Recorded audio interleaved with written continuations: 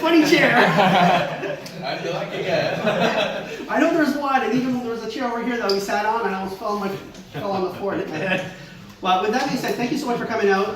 Really, if you've learned anything from the Startup Tech groups that we've been doing right now, we've been growing from early 2016, where we're just a small group of people sitting for coffee, bitching about our solutions, trying to help each other out.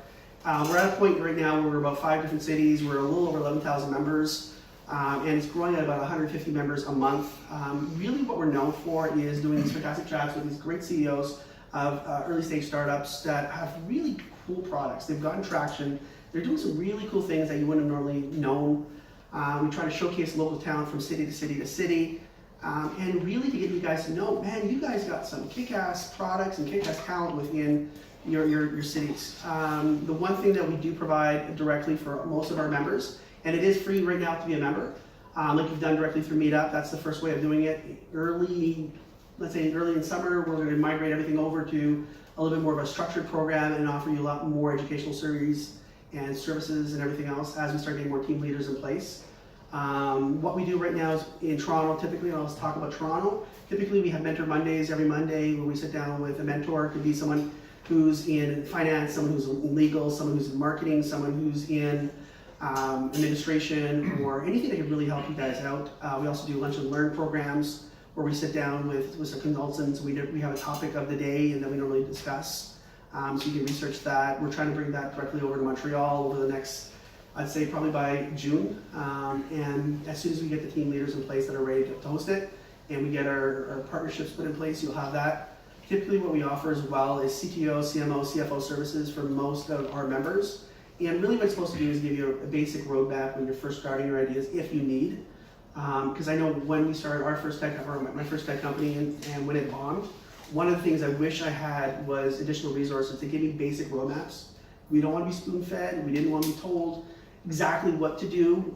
We didn't want to be babied. We wanted the true facts when we needed it, as opposed to sometimes having to wait weeks, months, or almost a year to get the answers that you need, which we thought was actually ridiculous. So what we've done is create this ecosystem where we have members helping members. We have resources that we help you right away to get you what you need.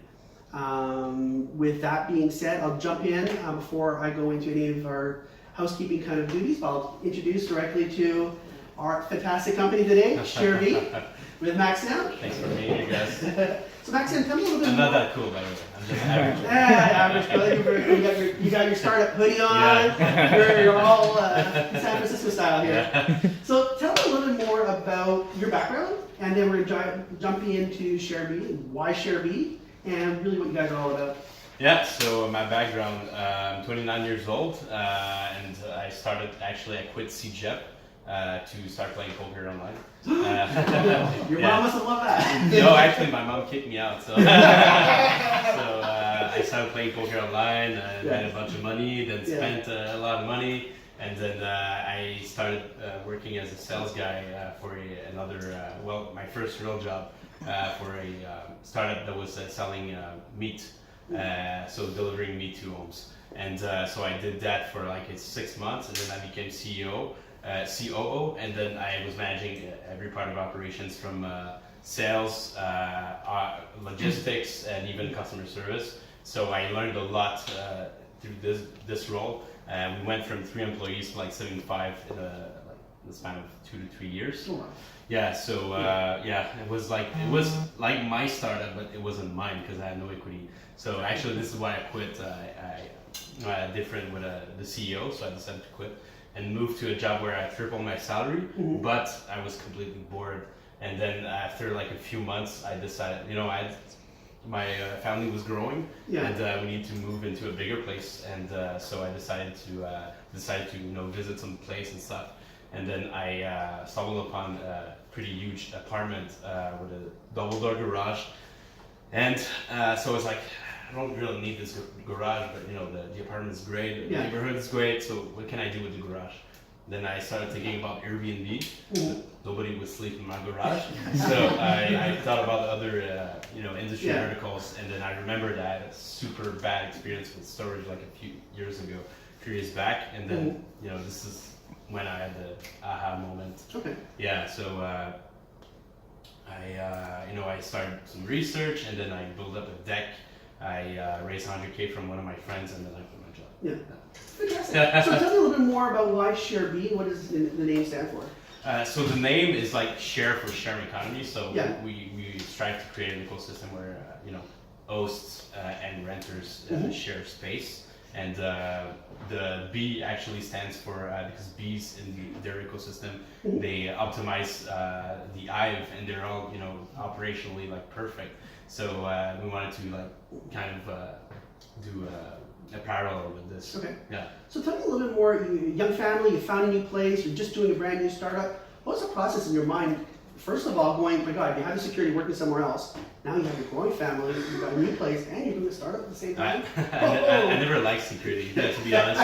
Actually, for me, like the biggest risk in life is never to take risks, and I'd rather die than be average. Like from a young age, that was like in my mind. So pure risk taker. yeah, I guess. Yeah. I hope they're calculated risk. I like to think so. So when you're coming up with your idea, you're validating, you're creating what ShareBee could be. What was your process of actually creating your first platform, getting your product out there, and when did you start ShareBee? Yeah, so actually I was the first host of ShareBee, so with my double door garage, so I filled it in like a week and a half, and I started making like $500 a month passive revenue, no management at all. So people just drop their stuff, and they don't want to lose it, they keep paying, but they don't come visit. So it's pretty nice. Yeah, exactly. So from there, like we started building the platform. I hired two and partnered up with two of my ex-colleagues from the startup, lead startup. Yeah. And then we built like an MVP in like 3 months. Okay. And then just focus on growth. The product was really ugly, but we just focus on growth. But again, you got the product out there to the population. That was your MVP. Yeah. You got your feedback from your customers. So what was the early feedback that you got? Well, the feedback was actually our initial assumptions for the value props we wanted to do and offer were validated. So there are three major value props we work on. So the first one is the price. Self-storage is highly expensive in places like New York City. It's almost as expensive as the rent. Yeah, exactly. In terms of square feet, price per square feet. So the price, and then there's the location. Traditional self-storage, they're really not well located for people, and even if you find one that's close to your home, usually there are multiple stories, and they're highly the occupancy rate are really high. So there's more demand than actually there's the supply. Okay. So you get spaces on the fourth floor and in the back, and it takes you 20 minutes just to walk there when you're here. So when you're there, so location is the second one, and then the third one is the experience, overall experience. Their websites are shit first, so the UX is bad. Online and offline also the UX is bad. I mean, you go there and you feel like you're in a fucking prison. It's creepy, it's cold, and every woman I spoke to, they say I'm scared to go there at 9 p.m. It's really creepy. Yeah. I don't know if I'm gonna find a body or somebody's gonna attack me or not. So the experience is not good. Yeah. So we're working on these three and trying to make it, the experience way better. Well, what was some of the early things that you learned when you created your product, got it out to the population? What would you say are the top 3 things you learned from the consumer or the customer that helped you guide to where your product is now? Well, it was mostly things they needed, such as features, and we had a lot of bugs when we launched the app at first, the web app. So it was mostly just iterating on the conversion funnels crazy. Yeah. And not really caring about how pretty the platform was, but more how efficient it was in converting. So you're talking about also growing your team. So you have your vision, you have the company, you have your product out there right now, your platform. You're bringing your team members on board, which are your friends, which is always kind of exciting because you need their help, you need to grow. But at the same time with that, you also have the flip side of the added stress going, oh God, are we going to be able to maintain, or are they able to get, you got to make revenue. As you start bringing people on board, you got to start paying more, so your expenses go up and you have to concentrate more on revenue. How did that change the dynamic, and how do you maintain culture as you start bringing people on? Well, having your back on the back, of the wall all the time makes you actually more, I think, more creative, and you're on survival mode. Yeah, and you're on survival mode, and you have no choice but to succeed. So you find solutions to your problems. So I think I strive in these kind of environments. Okay.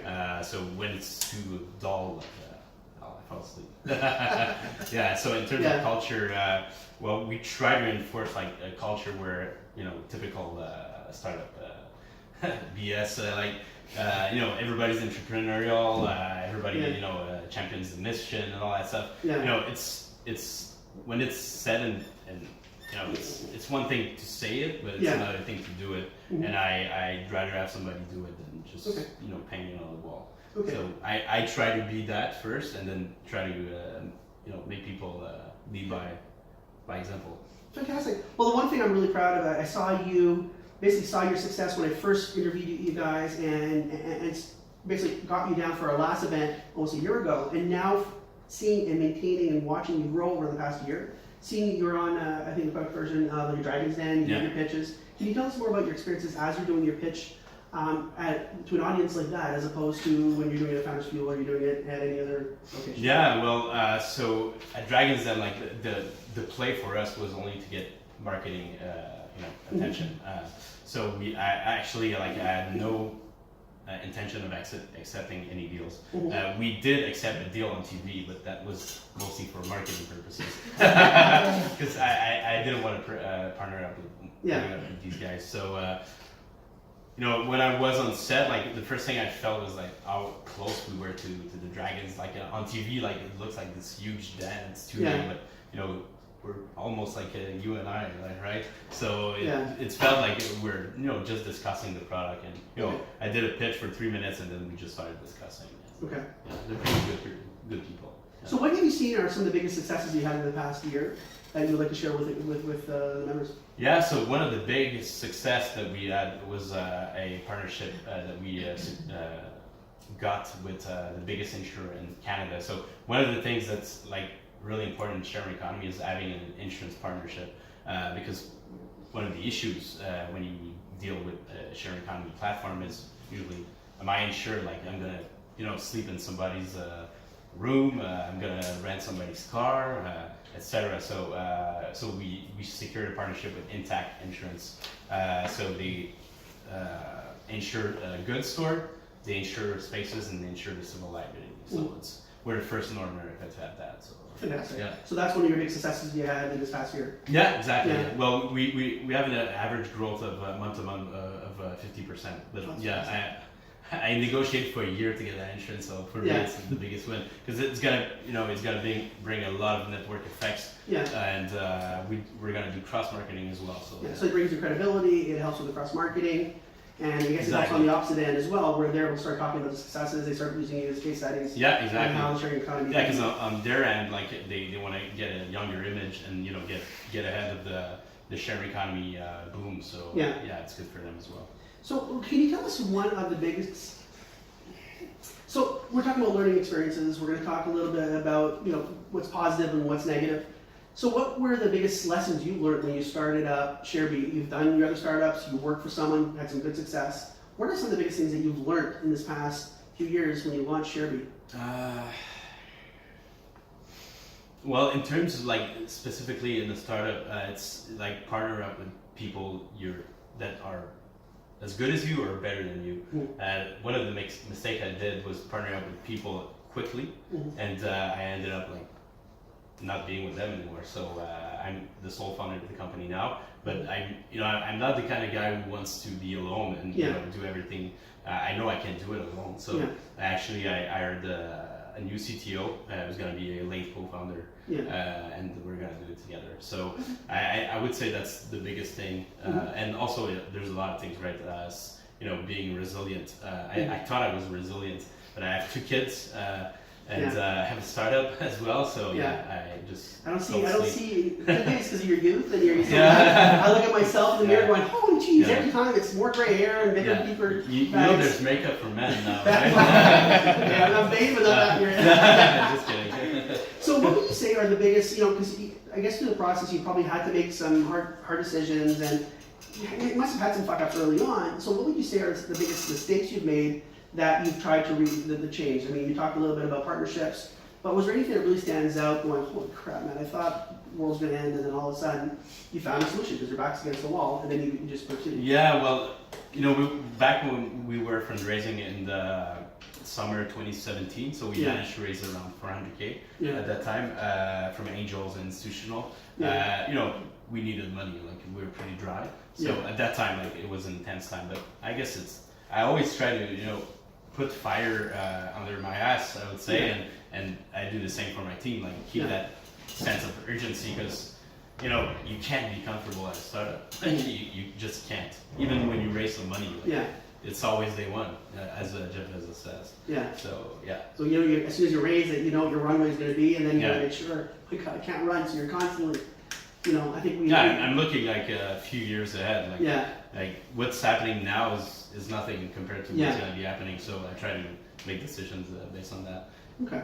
So what do you see as some of where you guys would be within the next 5-10 years? Where do you see the progress of where you are now and where you would like to be based on what's on your roadmap? And everyone wants to say, oh yeah, I'm going to be big, I'll be national, I'll be worldwide. But realistically, what do you have as a roadmap for the next few years? Yeah, so in terms of roadmap, so we decided, because the bigger vision for ShareBee was to create an ecosystem, not only for sharing storage, but also moving. So think like Uber for moving. So anybody, I'm pretty sure anybody moved here once by themselves. Doesn't necessarily require any like specific skills. So that, and also like an ecosystem where you could rent trucks, rent an insurance easily, all under like a streamlined experience. So what we're gonna do is actually create an ecosystem on the Ethereum blockchain. So we're gonna be doing ICO and create a ShareBee token, and every part of the process of maybe I can give you like a use case that we have. So a user story. So let's say you have Paula, who's divorcing, so she's going through like an intense moment in her life, and her husband's kicking her out or whatever, and that's not cool. That's kind of morbid right now. It happens sometimes, So she needs to move. She needs to find storage because she doesn't know where she's gonna do it. And right now, what are her options? She can go on Craigslist or Kijiji and deal with ex-cons. Or she goes like to big companies and and they're still ex-cons. Exactly. They're still like ex-cons are you pay like $10 to $15 an hour, and the company makes like $200 an hour. And they don't really care for her stuff, and you don't know how much you're gonna pay at the end of the day. So she needs to find these people on Google and negotiate and get quotes and whatnot. And the same thing for storage. So what I do is streamline that process. And instead of having the person to search, so Paula, instead of going on Google and trying to find services for her needs in this intense moment, she'll go on our app, and instead of most people, they don't know how much space they need, how many boxes they're gonna need, or for a truck, how many movers they're gonna need. If I ask you now if you live in an apartment, do you know how much storage you? I remember underestimating. You think you get your one size truck, and all of a sudden you put everything in. You're like, holy crap, I gotta do like 2 or 3 loads versus that one. Exactly. So right now in the house we have some AR Wiz. So what we're gonna do is actually you can fire the app and then measure your stuff.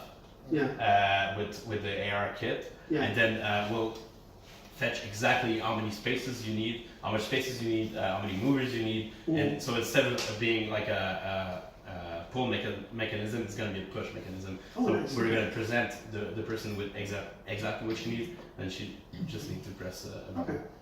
So again, you're making people's life easier. It's taking that one aspect. I remember before you were talking with ShareBee as well, you did a little bit of the parking. Is that still part of the roadmap, or you weren't concentrating right now on the spaces, the moving, and everything else? Parking, we're going to be dropping that. So the major reason why is because in Montreal there's no real app that deals with parking or has major success. But in Toronto there is, and elsewhere in the world, in the US there is. So and they raised like a couple of $100 million. So they're ahead, and it doesn't like really answer to the full value chain of storage moving does. Yeah. So So I think there is a path. When you start talking about ShareBee, I can now envision that, oh my God, from the shipping to moving to everything. Yeah, to insurance, exactly, Yeah. to renting a truck, exactly, yeah. So all in one place. Okay. So if you have one piece of advice, I mean, you had a few people here that were talking about their startups, and we're talking about MVPs and trials and tribulations. What was that one piece of advice you would have for some early stage startups right now that what would save them time, effort, and that moment when you sat there in the middle of the night going, what the fuck am I doing? Yeah. Yeah. I would guess my first advice would be like, don't be afraid to pick up the phone and validate your ideas and your you want the first thing you need to do is have a proof of concept and also like validate that when you have an MVP that you have product market fit. So revenue is the first thing you want to have, and some kind of proof that your product really is fit to a person's need or a group of person, and then you can scale that afterwards. So this is like the first thing you need to do. Okay. Yeah, get product market fit. Just explain MVP. Maybe not everyone understands MVP. So an MVP is a minimal viable product. So it's not something that's necessarily pretty or highly functional. It's just something that's good enough to launch and then acquire clientele. Yeah. Perfect. And actually, this is a perfect time since we have Maxim here right now, and it's a small enough group that we can talk. Why don't we open up to Q&A, and really, you guys get a chance to ask him any concerns you have based on starting a business, trials and tribulation, creating a platform, dealing with investors. I'll open it up directly to the floor right now, and then basically use your feedback. Going first time, who's gonna be the first brave one? Do I see Tariff? Do I see? Yeah, go first, and then we'll go back to you. So basically, I have a simple question. So when you started your company, how did you advertise it? So actually, when we started the company, so we're a marketplace, right? So we have two clients. We have hosts and renters. So basically, I picked up the phone and started calling people on Kijiji. Really? Yeah, exactly. I was, I had like some kind of sales experience, I guess, and so I started calling people, and I just did a sales script, and then I onboarded these guys manually, and then, so basically, I told myself I would not hang up until I have an email at least. So so I just started calling, and then as soon as I knew I had like 100 of those. Wow. And then, marketplace, it's a chicken and egg problem. So you need hosts and you need renters, but renters won't go on your platform if you don't have hosts and vice versa. Yeah. So you need to do both at the same time. So pretty much I'm juggling. And at that time, did you already have a website? Or no? The first 10 clients we didn't. Actually, the first client that we got that rented a portion of my garage, they came in. we were working in my basement, and we made him enter his credit card on our CTO's computer, and then he's still a renter. So Oh, serious? Yeah. Actually, it's not necessarily a good story. Like he was working at IBM with his wife, and they're French, and they got kicked out of the country. And they need to do all the immigration papers again. So actually, they'll be coming back in 2 months. So Okay. that's good. Yeah. So there goes your feedback. Yeah, exactly. My garage is not available. Yep, go ahead. So I have a question for you. Like when you started it first, you say that you started it in your garage. Yeah. And like, how did you get the trust of the people to put your to put their stuff there? Like, how did you get the trust of the people? That's my question. Yeah, well, people like in 2008, people were scared of going into an Airbnb. But when you think about it, Airbnb is like human storage, like short-term human storage. So, like one thing I would tell people when they said, "Oh, or wouldn't do that," blah blah blah. They'll say, "Well, did you use Airbnb?" And they go, "Yeah." What? So your life is like is worth less than your stuff. So there's still that that sometimes that gap where people are like, I would never do that. So this means that you are not giving them any guarantee, like at first no. Any material, no nothing. No, at first no guarantee. So, but actually, like maybe the 51st rentals, I went to every host place, make sure it was clean. That and I started getting qualitative feedback, and then I used that to we use that to iterate on. So the that's part of your platform. bidding process. Yeah, As exactly. you start bringing people on. Yeah. I remember like on February, no, it was December 26th, and so just after Christmas, there was a guy who was leaving for vacation, so he needed a place to like store his car for like 4 months. Yeah. And I went to the guy's garage to see if Yeah. it was good, and it was fucking full of shit. So I cleaned that for 2 hours. Like Yeah. my kids are having breakfast with my wife, and I'm just cleaning the garage for Yeah. something to store in the car. But I Yeah. did it like without Yeah. just these. But then that then becomes part of your process. Then you're realizing at that point you need to vet both on the customer's end, and then you also need to do it on the vendor's end. Yeah, exactly. Yeah. So we started to implement some quality control processes, and usually like good pictures and a call with the host man. It's good. Yeah. Do you use like a bidding process or like a scoring process right now for customers and for vendors as Yeah, well? we have a or- reduced system. Yeah, exactly. perfect. Yeah. I'll go you first, and I'll go back. Okay, when did you register your company? After you had some customers or before? No, before. Yeah, we registered before. Is it yeah. necessary? I would say it's better to register first. Yeah, just in case. Yeah, it's not expensive. Like I think like for everything. At first, you don't need like I don't know how to say it in English, but convention. Like, is there any Can I French? say? Yeah. Okay, I'm a CPA, so you just go on Revenue Quebec or Revenue Canada and you can register very easily. Yeah, You can go to Revenue Quebec office on Canada Quebec and you'll open up. yeah. If you want to register in Quebec, it's like $300, but we did it in Canada, so we Yeah. could scale everywhere in Canada. I have a lot of things online for you guys to help you guys out there. Take care of all that instantly. But you had a good question, and then we'll jump in on a CPA question as well, and then after there. Yeah, so I think that you had some problematic situations with your customers, like disputes or something. So how did you resolve them? And Actually, give we some had a example? huge one. Yeah, we had a big one. The first big one. It was so starting in October. There's a huge amount of people that want to store. Cheers on break. There's a time limit after that. It's like, okay, get out of here. Are you okay? You can jump over to the next one if you want. Yeah, I'm there- okay, I'm there's fine, something- don't worry about it. On the next one. That's a secret row, I'm telling you. So, what was the question again? Sorry, Yeah, I'm about kind of disputes. sick. About disputes with your customers. Oh, yeah, so, yeah. Problematic situations. Yeah, the biggest one was so in October. There's a big group of people who store their cars, boats, motorcycle, and stuff like that. So there was a guy that we onboarded from Kijiji who had like 50 spots to rent for cars, and then so I had like an interview, some scraping Kijiji and Craigslist, Yeah. just calling people, and so they onboarded the guy, but they spoke to him for like 2 minutes. And so we put up his pictures and stuff, and people started, booking these spaces.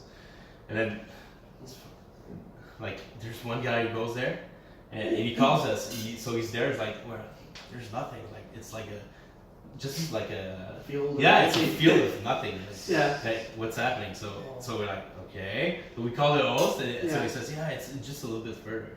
And then we go to another place. It's like. And then the actual potential renter filmed the place and was crap. Yeah. So like 4 people got there and Yeah. they had a bad experience. So that was like one of the Okay.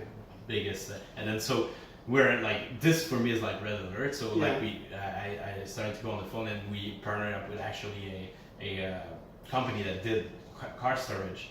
And then so we just put the people in this Yeah. in the other garage, and then we actually started. We booked like 90% of the company's space. Oh, wow. Yeah, Okay. yeah, like 150 spaces. Yeah, Oh, so, cool. yeah. Fantastic. Okay. There's go you, and then we're gonna go there. Perfect CPA question. So when you present yourself to investors and to get more investing, what stage were you at and what did you have to present them on a financial basis perspective? Like, So when you have nothing or almost nothing in terms of traction, you always shoot for a vision. You sell the story and you sell the vision.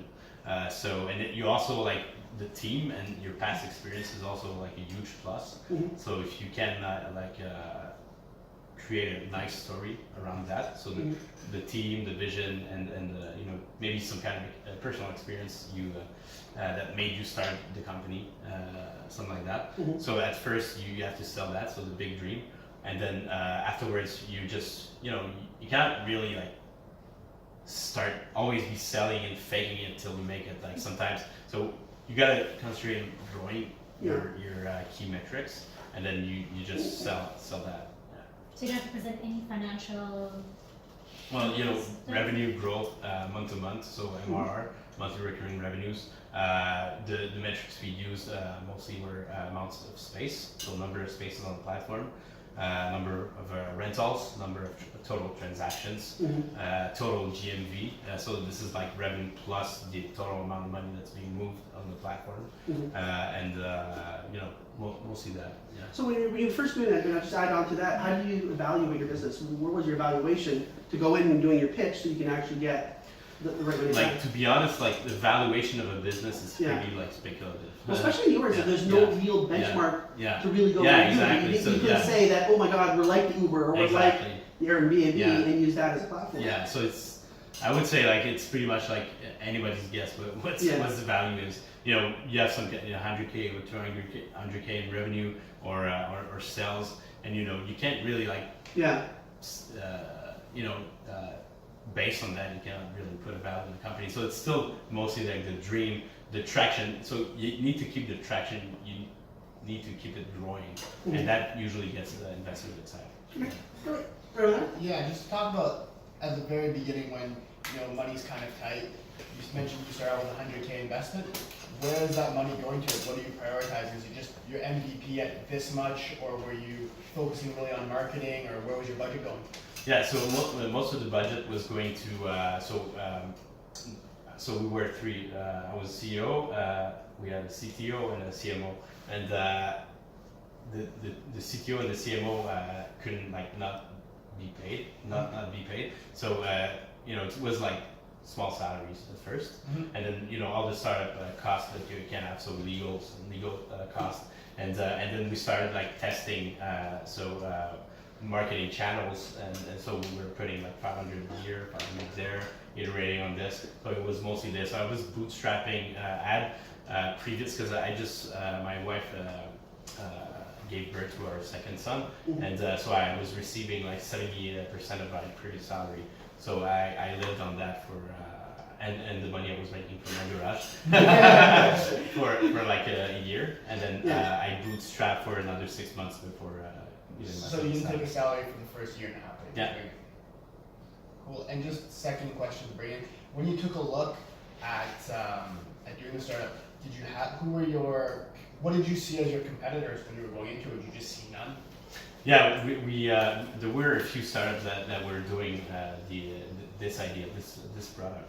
So even one in Montreal, but you know, actually it was part of the process when I was doing market research. I cold called the guy, and I played to be like a potential renter and a potential host.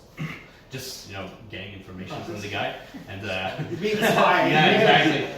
And then from the get go, I knew he wasn't really a customer service guy, and then I